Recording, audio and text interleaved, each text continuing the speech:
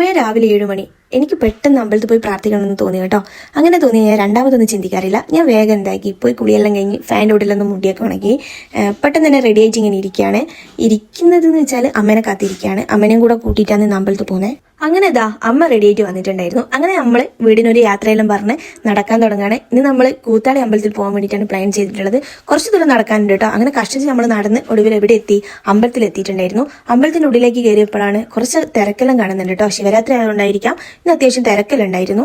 ഇനിയിപ്പോൾ ഇതാ അടുത്ത ചടങ്ങ് എന്ന് പറയുന്നത് കാലെഴുകലാണ്.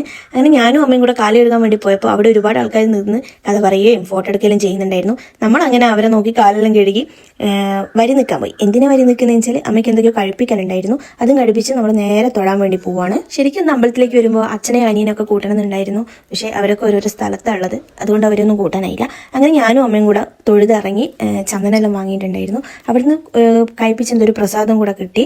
അങ്ങനെ പോകുമ്പോൾ എന്ന് പറയുന്നത് ഇവിടെ നിന്ന് ചായ ഉണ്ട് കേട്ടോ, അത് കുടിച്ചിട്ട് പോയാൽ മതി.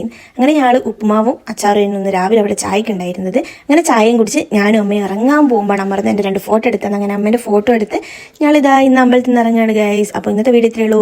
By, see U.